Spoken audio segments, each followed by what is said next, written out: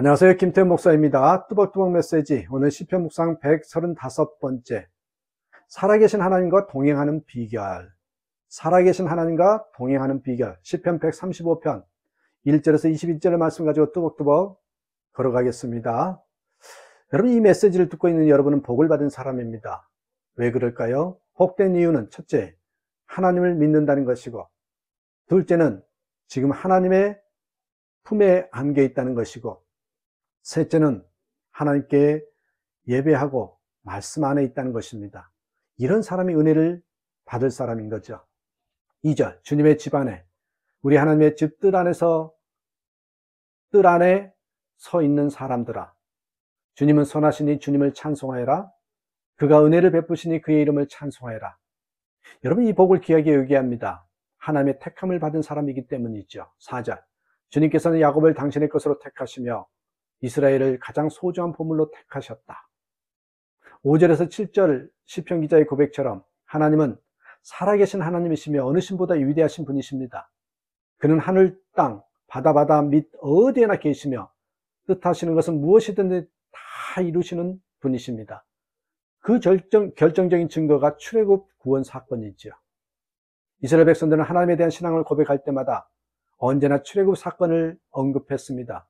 하나님이 살아계신 하나님이라는 증거는 출애굽 사건 하나면 충분했기 때문이죠. 8절에서 13절에서 보면 출애굽 사건을 언급합니다. 하나님께서는 이집트에서 종살이하던 이스라엘 구원하셨으며 주의 모든 족속을 굴복시키시고 가나안 땅에 들어가게 하셨다는 것입니다. 그러므로 하나님의 이름은 영원히 빛나고 대대로 예배를 받으실 것이라고 했습니다. 하나님 출애굽 사건을 통하여 실제로 살아계신 것과 우리 삶에 구체적으로 관여하신 분이심을 분명히 보여주셨습니다. 이스라엘 백성에게 출애굽 사건이 있다면 우리에게는 십자가와 부활 사건이 있습니다. 신이 사람이 되었다. 그 신화를 가진 종교도 있습니다. 신이 사람을 사랑하였다. 그 설화를 가진 종교도 많습니다. 그러나 예수 그리스도의 십자가와 부활은 신화나 전설이 아닙니다. 실제 역사입니다. 하나님께서 정말 사람으로 나셔서 우리와 함께 사셨으며 우리 죄를 대신 짊어지시고 십자가에서 대속제물이 되셨고 사흘 만에 부활하셨습니다. 어디에도 이런 종교는 없습니다. 십자가와 부활은 하나님은 분명히 살아계신 하나님이라는 부인할 수 없는 증거입니다. 그럼에도 불구하고 여전히 살아계신 하나님에 대한 확신이 없는 교인들이 있습니다. 아니, 많습니다.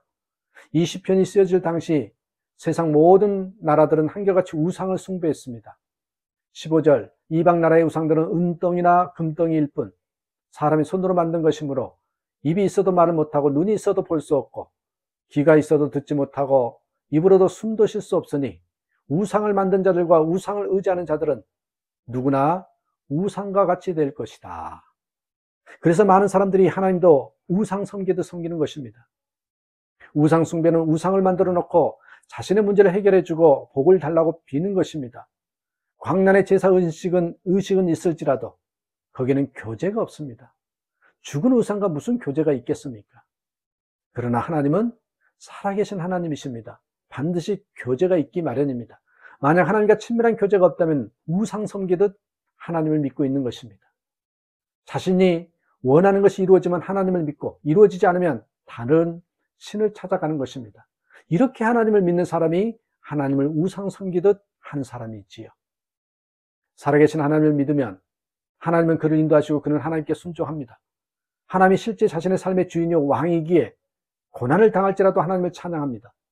단지 복을 받고 문제를 해결하기 위해서 하나님께 예배하고 기도하는 것이 아닙니다. 예배를 해도 이처럼 하나님과 친밀히 동행하면서 예배를 해야 하나님께서 기쁘시지 않겠습니까? 우상 섬기듯 하나님을 섬기는 자가 예배할 때 하나님께서 무엇이 기쁘시겠습니까? 예수 믿는 데는 두 가지 차원이 있습니다. 하나는 예수님이 십자가에서 자신을 위해서 죽으심으로 영원한 속죄를 받았고 영생을 얻어 하나님의 자녀가 되었음을 믿는 것입니다. 아직도 분명히 예수님을 믿는 것이지만 이 믿음으로는 예수님이 하신 일을 할 수 없고 생수의 강이 흘러나지도 않습니다. 그런데 예수를 믿는 데는 또 다른 차원이 있습니다. 예수님은 포도나무요, 자신은 가짐을 믿는 것입니다. 자신이 예수님 안에 거하고 예수님이 자기 안에 거하심을 믿는 것입니다. 나는 죽고 예수로 사는 거죠. 이렇게 예수를 믿으면 예수님이 하시는 일도 그도 하는 것이 전혀 이상한 일이 아니죠. 예수님의 생수의 강이니까 당연히 생수의 강이 흘러나는 것이 당연하다는 거죠. 여기까지 가야, 여기까지 이르러야 진짜 예수님을 믿는 것입니다. 삶이 변화되지 않을 수가 없죠. 스펄전 목사는 올바른 교리를 알면서도 망할 수 있다, 그렇게 말했습니다. 누구나 예수님을 믿기만 하면 구원받는다.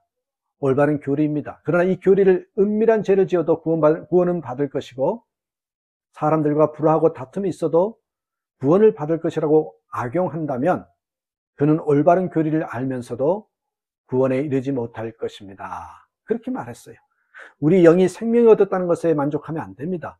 예배하고 있다는 것이 우리 영이 살아있다는 증거 중 하나이지만 그것으로 다라고 생각하면 안 됩니다. 예를 들어 중환자실에서 있는 환자도 생명은 있습니다. 그러나 중환자실 환자인 상태로 계속 지내고 싶은 사람은 없을 것입니다. 영적으로도 마찬가지입니다. 예수님은 나를 위하여 죽으셨어, 나는 이제 구원받았어 하는 믿음으로 만족하면 안 됩니다. 십자가의 속죄 은총을 믿는다고 하지만 원수를 용서할 수 없다면 영적으로는 중환자실 환자의 믿음인 것입니다. 예수님이 마음에 거하신다고 하면서도 염려하면서 살고 은밀한 죄를 해결하지 못하고 영생 천국 소망을 가졌다면서도 항상 기뻐하지 못하고 고난을 특권으로 여기지 않으며 교회가 예수님의 몸이라고 믿으면서 다툼이 사라지지 않고 교회들이 연합하지 못한다면 그는 영적으로 겨우 생명이 살아있는 중환자 상태입니다. 하루빨리 살아계신 하나님과 친밀히 동행하는 삶을 살아야 합니다.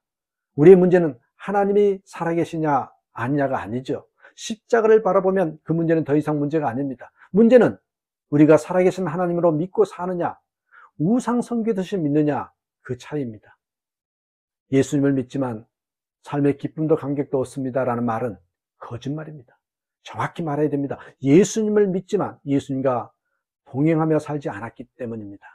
여러분, 가장 최고의 믿음은 예수님과 동행하면서 사는 친밀한 관계로 사는 믿음이라는 걸 잊지 마시고 그런 믿음을 소유하는 저와 여러분 되시기를 주님의 이름으로 축복합니다. 감사합니다.